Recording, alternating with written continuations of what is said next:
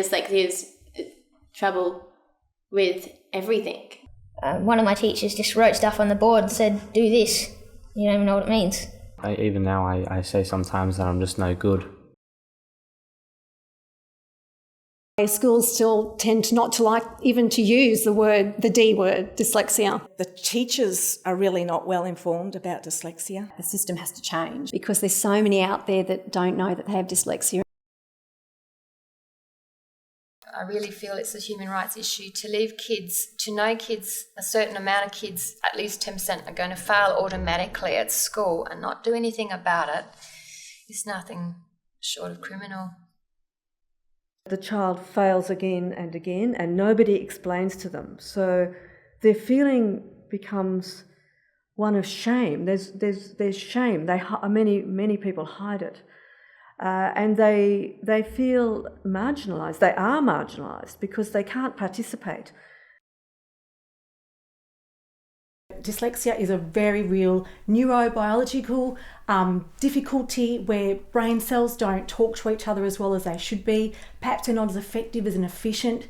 Doesn't mean our kids aren't smart. That's the thing about dyslexia. These kids can be really smart, but when it comes to formal learning, that's when it's really difficult. And kids with dyslexia, we know, have difficulty with establishing that phonemic awareness skill set. There are always these children that you think should be getting it. They're bright, they can answer questions in class, they seem really engaged, and yet when they actually sit down to do their reading and their writing, they seem to have trouble.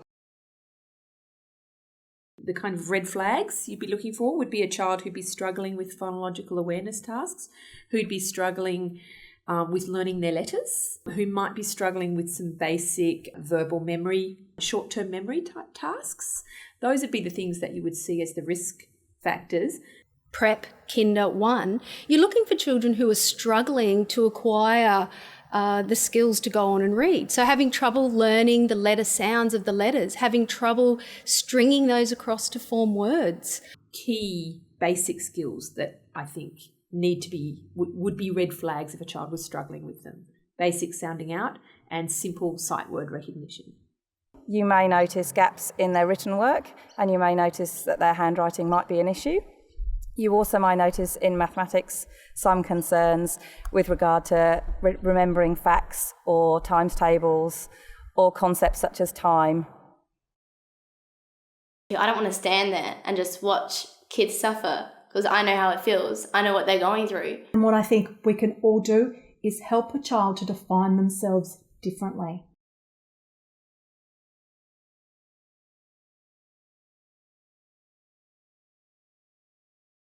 I should have been able to spot it. He'd had, from kindergarten through to year 4. No, but none of those teachers spotted it either. These kids do struggle and they need that support.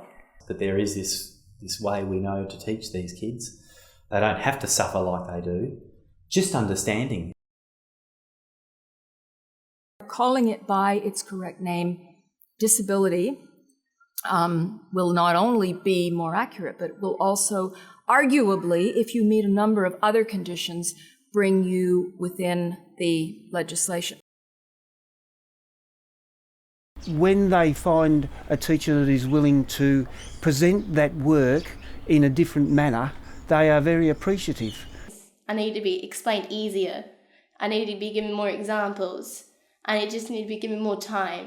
So the use of assistive technology, the way in which we deliver instructions, the amount of repetition that takes place in a classroom. You've got to start from where kids are. You've got to build on what they already know and take them then to the next step of where they need to go, what they don't know. Finding ways of empowering them to capture their ideas and be able to go back and get those ideas. Multisensory is all about incorporating as many senses as possible to come in and support the content of what we're teaching them.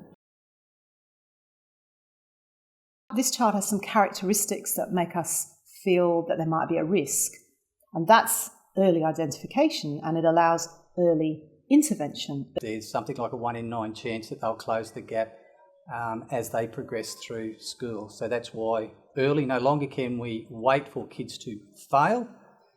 We've got screening to pick up any students who are at educational risk or risk of literacy or numeracy failure, so that we are putting in place some additional support mechanisms for those students. I think you actually have to withdraw them and start at the level that they're at and then work them up. Otherwise, it's always band-aiding. It's so critical that these children experience the success because they've had lots and lots of less than successful experiences at school, and that erodes your sense of self-esteem. Well, the knowledge that the emotional impact is more, it's actually more important than the extent of the dyslexia. They're also more persistent in getting it right now. Instead of just giving up, it's too hard, I can't do it, they're more persistent in having a go.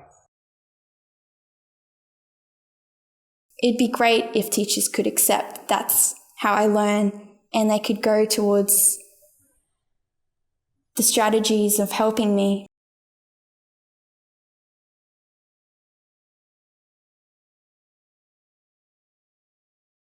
It's characterised as a war between two different types of reading instruction, and sometimes for some reason that's painted as an ideological debate, as though whole language is a left-wing thing and phonics is a right-wing thing. But to me, I don't see it as being a case of right versus left. It's right versus wrong. The way that we're doing things isn't consistent with research recommendations and is not achieving the best outcomes for our students. The power of evidence-based thinking is that it can always keep up with science because you apply the same methodology, the same steps to constantly update your understanding of what the science is telling you. The science or the research tells us that the brain, while it might be hardwired for learning to talk, it's not hardwired for learning to read. I obviously use explicit instruction when I'm teaching my children in core subject areas such as literacy and numeracy. And I do that because a lot of the concepts in those areas are quite abstract. So it's important that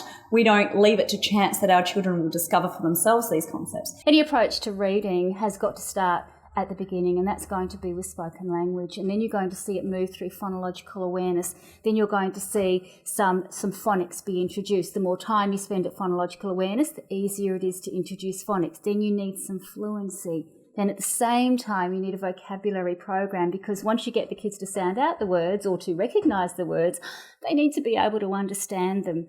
Then you're moving into the realm of comprehension, which of course is the goal of reading. Well, phonological awareness is like an umbrella term. It basically means awareness of the sound structure of words. But words are kind of divided into smaller and smaller pieces. Ready, the word is back. Clap it out, go. So when a teacher is equipped to know how to take oral language to print, we certainly are minimising the difficulties as to why a lot of children struggle. That same teacher has the knowledge to understand that it is a code-based instruction that we are teaching these children. Get ready, everyone, read the first syllable, go.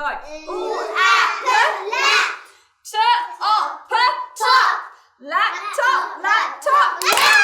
What word? Laptop. Good job. We are always focusing on comprehension, but at an oral language level initially. So it is about understanding what is the story about, talking about some of the really important messages that came through. We have to look at adapting what we're doing as teachers, not accept that kids just can't learn, not accept that they're just behind.